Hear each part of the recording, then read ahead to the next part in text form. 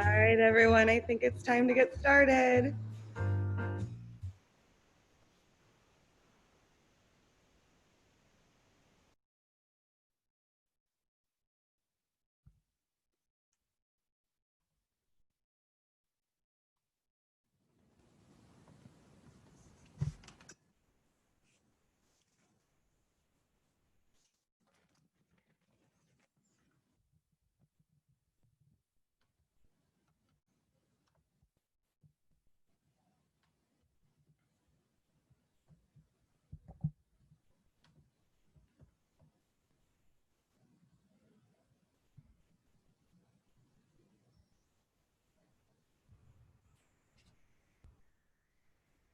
Looks like I might have gotten kicked out. Are we back?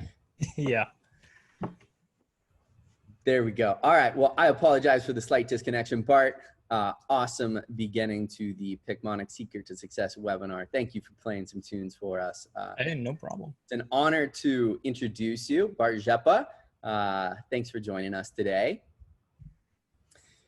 So because I'm not sure when I got disconnected a few seconds ago, my name is Robertson. I'm the co-founder and CEO of Picmonic, which I started about 9 years ago while I was in medical school. But today is not about my story, it's about Bart's.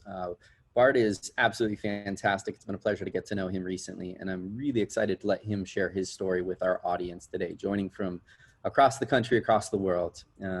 Bart's gonna be sharing habits about, or kind of, I think, tips and tricks on building solid habits and things that are going to help you succeed not only in school, but in life in general. Before we get started, I do want to mention a couple quick things. On the bottom of your Zoom webinar, you will see a chat button. Feel free to open up that chat at any time, shoot in questions. We will try and answer some of those as we go, but we will also do a Q&A at the end. For everyone who registered, there will be a recording of this that will be available on YouTube after the fact. And we are going to be hooking up a discount at the end of the webinar. And if you RSVP'd, there will be a drawing for a free subscription. So I think that's some of the details. Feel free to conversate, ask questions on the chat widget, and we will answer as we go.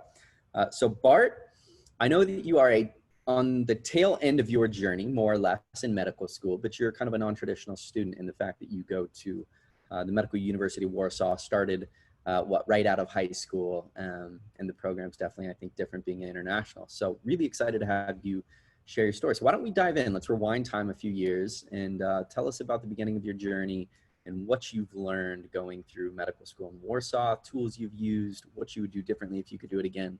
The floor is yours, my man. Thank you so much. Awesome. So when I hopped out of high school and it came time to apply to colleges in the US, you know, I got into a decent amount of them, but not really anything that I was very interested in. And medical school is something I knew I wanted to go for. So I applied for the Medical University of Warsaw, got in, and was faced with the challenge of, okay, now how am I going to transition back to the US? How am I going to go back to this US system? So naturally, when I got just about done with my didactic classes and it came time to do my clinicals, I had to approach the USMLE, step one, which, you know, the school that, oh my gosh. But, you know, the school I went to, it's designed mostly for Polish people, maybe EU, you know, they put a lot of people back into Poland, into Great Britain. So they're not necessarily super prepared to get you going with the USMLE step one. So it was largely on the shoulders of me and my good friend, Lucas, right? Polish is Bukash. So we kind of figured out a system that worked for us and started going throughout the year. Okay, so let's take it back. So getting started, you know, maybe we can skip over first year and go kind of directly into the second year. Tell me specifically about some of the tools you used, areas that you might have struggled with. You know, I think a lot of us going through school struggle with different things, whether it's immunology, pharmacology, path, biochem, right? Different areas. So kind of what were places that you found really difficult? Let's get into some content. Let's talk about some of the tools and resources you used. And let's talk about the beginning of second year before we dive too heavily right into step. Yeah, solid. So at the beginning of my second year, you know, I know you said not to dive into step, but they're pretty intertwined, the second year and all this. So I realized, me and my friend were like, okay, we're going to have to start going. So we downloaded every Anki deck you could imagine. You know, we were sitting with 20,000 cards apiece that we had to go through in a year. So really kind of finding time to get your extracurricular studying done at the same time as my regular classes ended up being quite the challenge for me. A lot of times I had to dedicate a lot of time for studying kind of outside of school, in addition to what I had to study for school. So Anki, you downloaded a bunch of decks. How did you approach your Anki studying? Was it amount of time that you did per day, an amount of cards? Were there specific decks that you would recommend over others? Yeah, I definitely would. I definitely would say that the Zanki deck was really, really good for me. And as far as pace goes, I kind of said to myself, all right, 100 new cards a day, just get them done. 100 news, all your reviews, and then 100 news. And it wasn't easy. It took a lot of days off, but there are also a lot of days where I'd go to bed and then wake up in an hour, be like, oh, wait, I still had 20 new cards to do. Right. Yeah, so that was tough. I really liked Zanki, though, and I would go through my textbooks and I would go through some video resources alongside my textbooks in order to kind of get the information to sink in, which is really, I think, really vital. Did you use Anki your first year med school or just second? No, just the second. The first one, I had no idea. I think I tried it one time and it just wasn't the right time for me. Got it. So talking about Anki, this primary resource that you used throughout second year and studying for boards, what other tools did you use? Obviously, there's so many out there, and I think it's really difficult in general for students to figure out what are the right tools and resources, right? I mean, there's more than you can ever use. So how did you choose what to use and for what? I kind of had to just see, I asked around, what did my friends use? What did upperclassmen use? I settled on Pathoma for pathology, which is really nice. Boards and Beyond, I used a lot during my dedicated period. And there's some topics, especially when it came to reviewing, that were just so, either so nebulous, like biochemistry, where it's just what am I even learning? Or pharmacology, where it's okay, I just can't, I got nothing to relate it to. I only have to, all I have is these words and these chemical formulas. So in that regard, anything that gave me memory devices, whether it was Picmonic or Sketchy, was really helpful for me. So Pathoma for Path, Boards and Beyonds, probably to supplement that as well. Let's talk a little bit about Picmonic and Sketchy and kind of when did you kind of hear about them? When did you start using them? What did you use them for different things? Did you use them in parallel? Well, I would say my heaviest usage came during my dedicated period. So this was after I finished up my second year, and I went into the summer, and I was like, okay, now I have 8 weeks, I have 12 weeks to study for step 1. Then I really dove in, and I used a lot of those resources. Picmonic for me was really big for biochemistry, especially some of those glycogen storage diseases, which are just insane. Those just get me so good. Even to this day, they're really tough. And then Sketchy, I used a good amount for microbiology as well. That was useful. What do you think are some of the big differences? It's interesting. A lot of students that we talk to kind of see Picmonic and Sketchy very similar. Mm-hmm. They are in the fact that they both use visual mnemonics, but there's a lot of kind of subtle differences that people don't understand. I could point out a few of those, but what do you think are some of the key differences between Picmonic and Sketchy? I think digestibility is really huge. Sketchy, when you sit down, you're really sitting down, some of their videos are 18, 20 minutes long. And there's a lot to take in, which can be good for certain things. And then on the Picmonic side, I think things are mostly under 5 minutes, 4 or 5 minutes in length is the max. So it definitely gives you kind of smaller pieces at a time, which is useful as well for different things. Yeah, it's definitely one of the things we hear most often is that, on average, a Picmonic is 2 to 3 minutes long. And then we've got the quiz and the spaced repetition that follow it. So if you do all of it, it's, can be a 5-minute process. But in comparison to some of the 20, 30-minute videos where Sketchy's going really in depth. And it can be helpful if you're skipping classes, but a lot of times, time is the enemy. It's the thing that we have the least of. So the question is, how do you overcome it? So if you could have started your second year over, and what I'm calling your second year, I know that the timing is a little bit different, but what would have you done differently? And you actually, you started, maybe not your dedicated step, but studying for STEP pretty early, right? Being a international med student, wanting to come back and do a residency in the States, the test score is important, right? Yeah, for sure. So you started pretty early in second year actually studying for STEP, didn't you? Yeah, I started a full year in advance. Incredible. It was September that I was planning on taking the test, so I downloaded all those Anki decks in September and just started grinding them. But looking back, if I had to change something, I can think of at least two things. One for like the pre-dedicated and one for the dedicated. Okay. For the pre-dedicated, there were a lot of instances where I'd be doing those 100 news. I'd be learning these 100 new concepts, but it would just be like pure memorization. Like I would kind of associate a keyword with another keyword, as opposed to like really internalizing and really understanding the information that was being presented to me, and then I would get tested on it during my dedicated and I'd be like, wait a minute, I know these words and I know that they should fit together, but I didn't really understand why they kind of work together the way they did. So I would go back and realize that Anki by itself, you can't really use, you kind of have to supplement it with other things in order to get your full understanding. And then during my dedicated period, at the very start of the dedicated, I kind of took it lax because I thought one full year of Anki would be sufficient. I'd be like, okay, I got a good baseline. Yeah. And I took my first NBME and I got a 170. So that was it. Freaking out. Yeah, I was like, okay. Then I got into overdrive and started working. So tell me about that journey, right? Tell me about going from a 173 to, I don't know if you want to share your score publicly, but you got a great score, right? Yeah. So over that time period, what did you do? How did you approach going from, what you thought was a really solid base of foundational material, and I'm calling it foundational, but let's say, key topics and concepts. How did you go from hitting a 173 in your NBME to crushing STEP? What did you do even over that time period differently? So a lot of so this is where a lot of those habits that I built kind of come in for myself, and it really came down to scheduling, kind of dedication, and just like holding myself to this kind of stuff.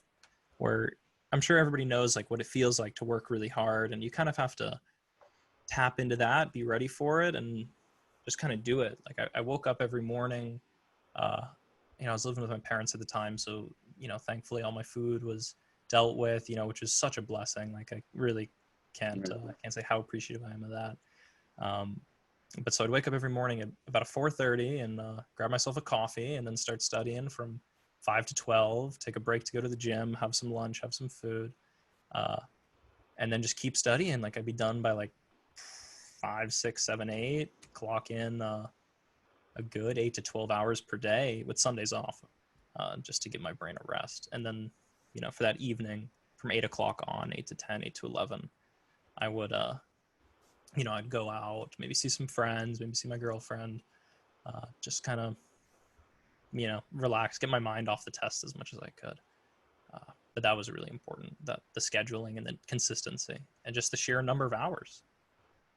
When talking about scheduling, I always think it's interesting. Did you create your own study schedule? Did you use a cram fighter or something of that nature? Was this something you put on an electronic calendar? Did you have a printed schedule?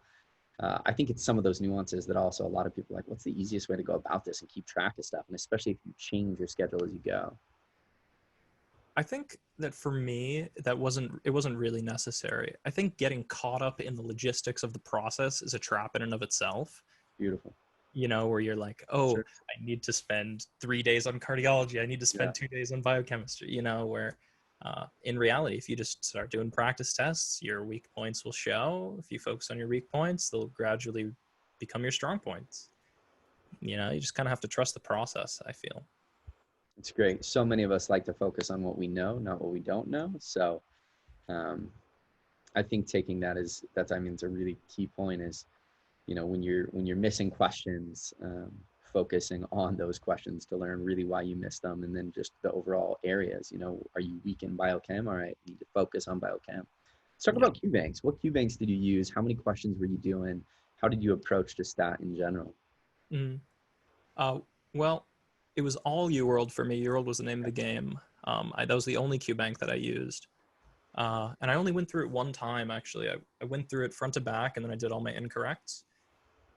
Sorry. I did both assessments that were included with UWorld. Mm-hmm. Yep. And I would just do like, wake up, do 3-4 blocks, go over those blocks like really meticulously, like, why did I get this question wrong?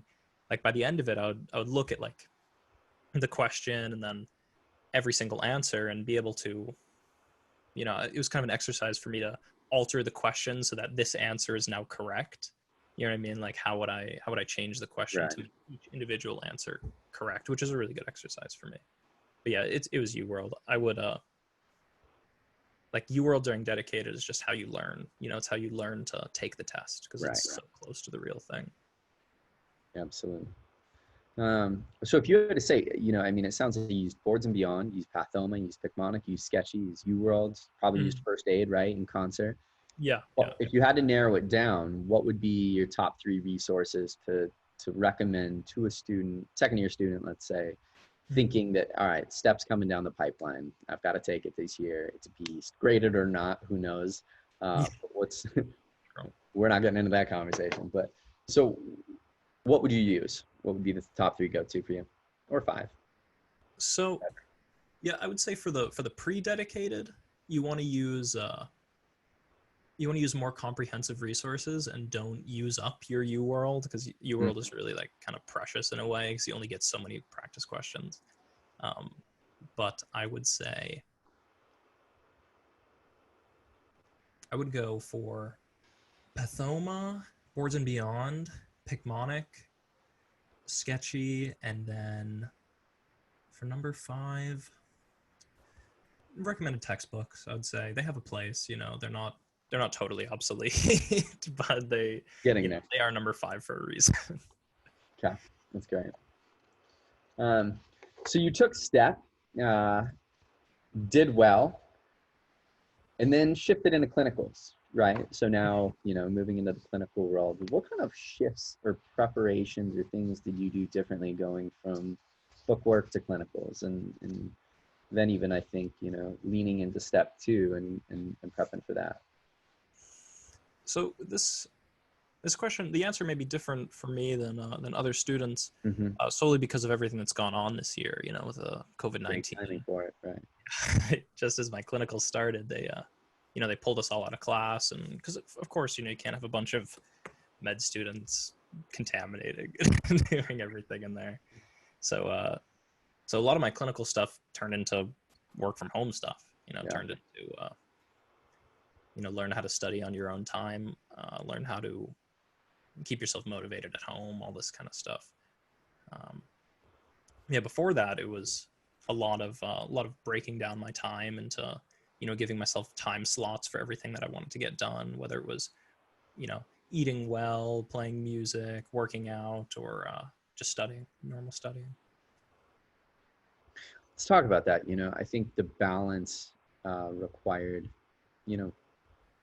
becoming a healthcare professional, a doctor, a PA, nurse, it doesn't matter what, it's rigorous, right? There's a lot of information that you have to learn, and it's overwhelming, it's stressful, and you understand the repercussions of, the fact that if you don't remember this and can't provide for patients, people can get hurt. It's serious. So I think, innately we stress ourselves out going into the process, and it's grueling. But talk to me a little bit about how you've maintained balance and how you've, kept a positive mindset. How, what is that like for you, the mental well-being of going through this journey? I think that, as you said, the first step is kind of acknowledging, it's going to be tough, it's going to be rigorous. And I think there's been generations and generations of kind of a hard, like being too hard in medicine, where you're like, unfeeling, kind of on, keep it steel, keep it stone. And I think that acknowledging that you can struggle with mental health throughout med school, throughout PA school, throughout nursing school is a real thing. And using effective strategies to cope with it is really important. Like, you know, for me, I found my escapes and my sublimation in working out was big for me, especially with other people, because you kind of, you know, see what other people do and like kind of get a little competitive with it, have some fun with each other.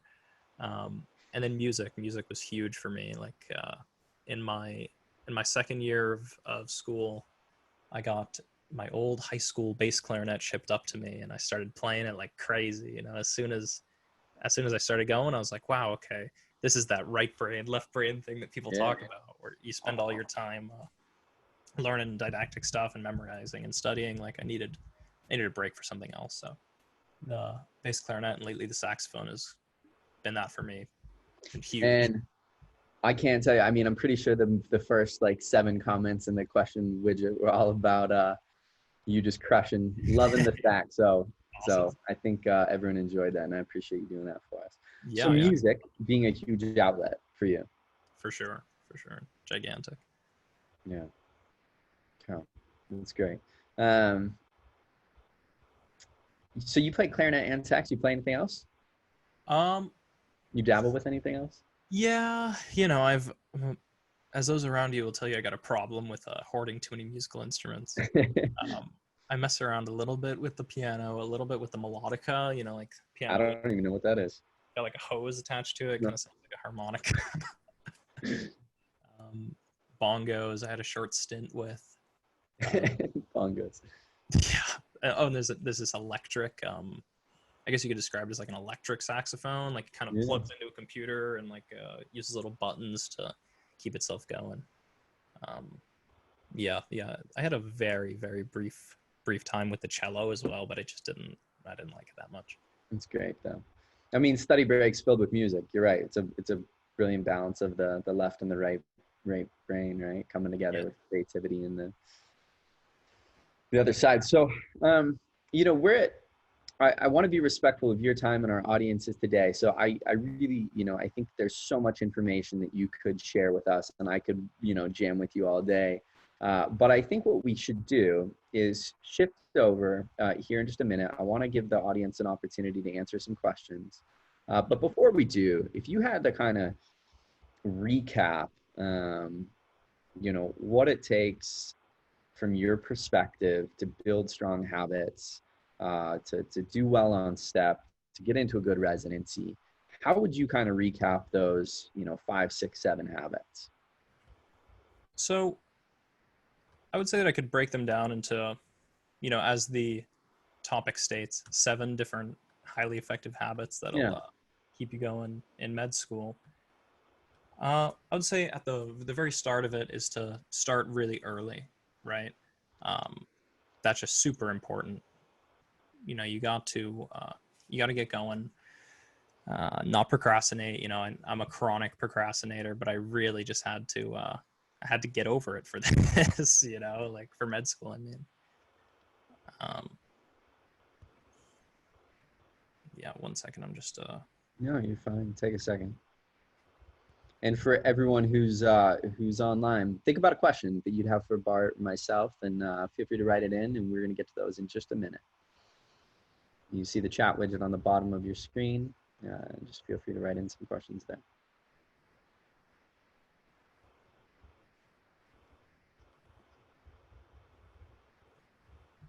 And then I would say for step 2, or for habit number 2, I would go for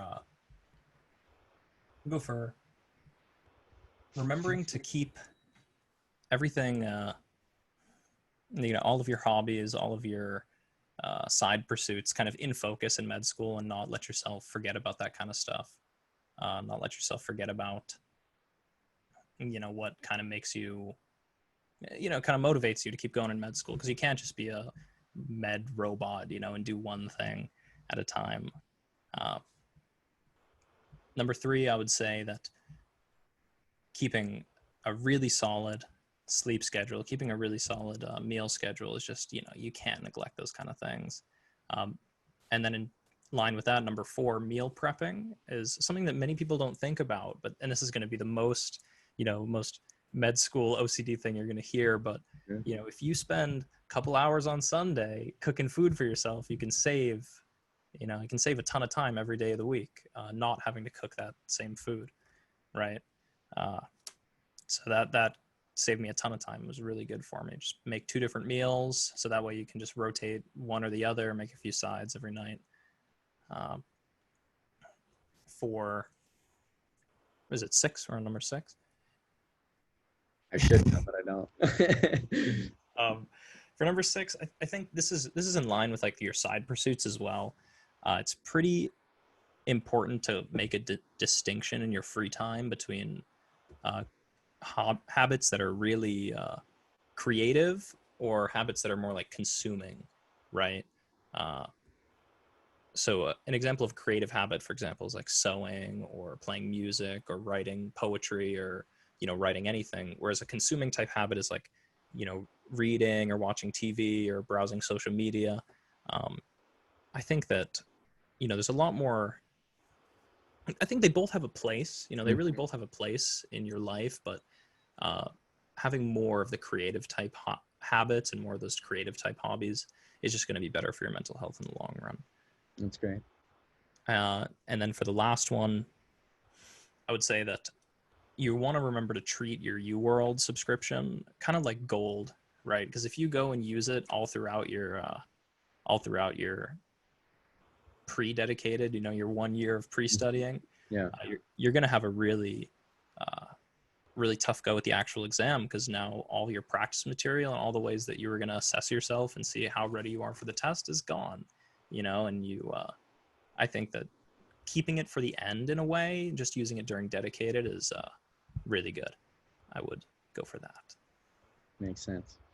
Well, I think our panelists were telling us we might have skipped 1 or 2. So one of the things you'd mentioned earlier, just to reiterate, was starting early, right? Getting, you know, you got a jump start on step studies, and I mean, I'll let you rephrase, but I think that really is key to not feeling as overwhelmed if you're just giving yourself 3 to 4 weeks for dedicated. Yeah, for sure. And then, you know, you'd had a comment when we chatted earlier about thinking about USMLE studies and what you're learning in class kind of in Paramount and going deeper. Can you allude more to that? Going deeper on the concepts and just kind of how you know, when you're learning certain stuff in class, let's say in your second year, but you're also prepping for STEP, how do you think about that? You've got to, as you go, you have to take what you're learning in class and then learn a little bit extra on the side, right? Like kind of go a little bit deeper, a little bit bonus information, right? Your school may only ask you for this, but USMLE is going to ask you for the whole friggin', you know, they're going to ask you for everything. So you have to, one of the best ways to utilize your time is to study for STEP what you're studying in class. That way you can cover everything you need. Okay. Well, that's great. So I know there's some fantastic tips and habits that have done you well, and I think can do a lot of people well. And some of that advice, I mean, not to say that it's resounds with some of the other webinars we've had, but I've been talking to a lot of people. I mean, the meal prep, the exercise, the getting routine sleep, creating balance in your life by finding creative outlets. All of these things are so incredibly important, but so easy to not do. Totally. And that's the reality of it. And then you find yourself overwhelmed and not enough time. And all right, so we're going to jump over and answer some questions because I know we're approaching the end of the half an hour. So I do want to give you another shout out for that wonderful saxophone playing, as that was a lot of love early on. Thank you. Somebody said Picmonic is amazing, and I'll soon promote this on my medical page. We appreciate you. By textbooks, do you mean professor assigned texts, FA, BRS, rapid review? When you mentioned that textbooks have their place, kind of what did you see as some of the core books in your world? So for pathology, I used Robbins. For pharmacology, I used like the Katsung, and those were big for me. Yep. And those are the biggest textbooks that I worked with. Guyton for physiology, but I mostly mean professor assigned textbooks. First aid is good, but it's a review resource. You can't learn from it. And if you're gonna use first aid, might as well use Picmonic because Picmonic covers most of first aid. So yeah, got covered. Bart mentioned procrastination. What would you recommend to avoid it? Procrastination is one of those things. There's really no easy way around it. You know, like it's tough, and it's really been proven that you get rushes of dopamine when you put off the things that you know you should be doing. You'd really just have to buckle down and kind of realize, okay, these are the things that I want. You know, these are my goals. This is what I want my future to look like, and this is what I have to do to get there. You know, like, and if that doesn't motivate you, then maybe you need like a little bit of a rest. Maybe you need a break. You know, maybe you need just a day off. You know, from everything medical and study related, and that might help you get back into everything. Yeah, that's great. This is a longer question, but I'm going to try and get through it. Do you buy the theory that you understand a concept fully once you can teach it? Is that an effective goal for studying prep? If so, what kind of person did you use as a sounding board? Classmates, layperson, family, etc.? I do. I definitely do buy into that theory. I think that for every little minutia of step one, you'd run out of time before you were able to teach everything, right, to everyone or to the people around you. But I'm a big fun fact guy. I love fun facts. So you would for sure hear me. I'd like read something that I really liked, you know, something that really interested me, and then everyone around me would know about it, and then I wouldn't forget it for a while. As far as like integrating it into my step one studying, I don't think I really did, but in study groups, you can oftentimes find that works really well. I just didn't really use study groups. Yeah. I think during my medical school years, we definitely had some study groups that were incredibly effective, and then we had some groups that were probably more of a distraction than beneficial, but those also keep you sane. So when should we buy UWorld? For me, the 6-month subscription was sufficient. I just, I was like, okay, I want to take my exam in September, so I arranged for 6 months to complete UWorld, and I completed in a little bit less than that. But yeah, I would say aim so that your UWorld subscription ends right about the time you're taking the test.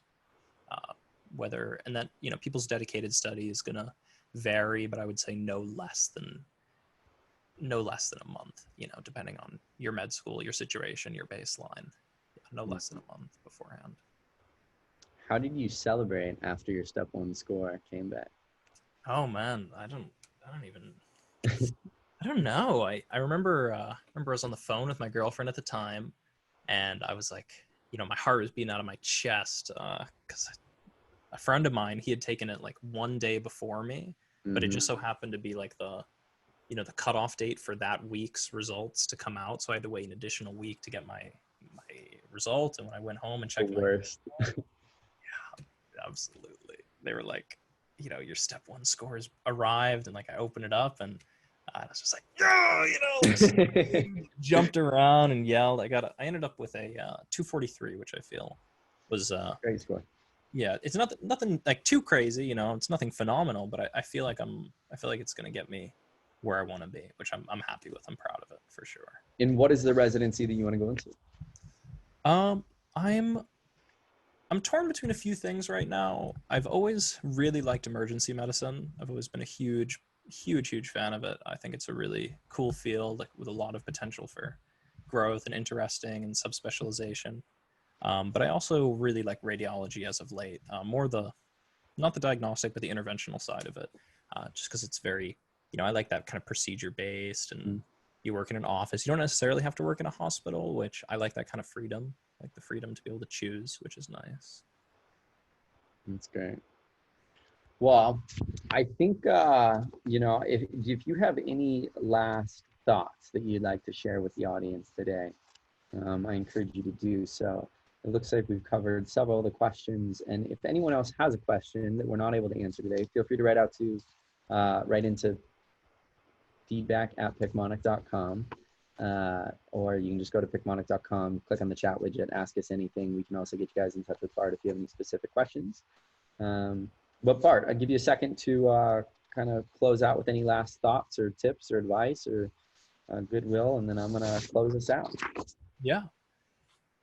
I think that, med school residency, being an attending and being a full doctor afterwards is like a huge journey in and of itself. The the whole time. You're never going to stop learning. There's never going to not be tests, and it's never not going to be hard. And I think that figuring out how to rely on yourself and how to rely on the people around you and accept that everything's not always going to go the way that you want it, but that, you know, you're going to be okay regardless is really important to internalize as you move forward. It's wonderful. Well, to close this out, there's a couple things we're going to do real quick. Number one, just reiterate to anyone who might have jumped in late or had to leave early, in which case you probably wouldn't hear this now anyways, but a recording will be available on YouTube after the fact. Bart has been gracious in helping hook everyone up today that's a part of this webinar. So if you subscribe to Picmonic within the next 24 hours, you are going to get 30% off any subscription. You can do that one of two ways. Number one is you are going to receive a link in an email in about an hour that will essentially just hook that discount, that 30% discount up. Or if you go to picmonic.com right now and go to the pricing page and you choose a package and you go to the checkout, there will be an add promo link and you can use the promo BARTMED, BARTMED, to get 30% off any subscription. Bart's hooking it up fat. Last thing, we do have a raffle winner today. And I apologize if I mispronounce his name. It won't be the first. Jaron Mall, Geranmaule. Congrats on winning a 1-year subscription to Picmonic. We will send you an email with all the details and get you hooked up. Jaron, thank you. I see that you just said thank you, so thank you. You're in attendance and you're getting hooked up. To everyone else, we appreciate your time so much for joining us today. Bart, it's been an absolute pleasure having you on board. Good luck with the rest of your journey, and everyone in attendance. Take care of yourselves. Stay safe. Study on. We appreciate you. Thank you so much. Thank you all for tuning in. Bye, guys. Peace.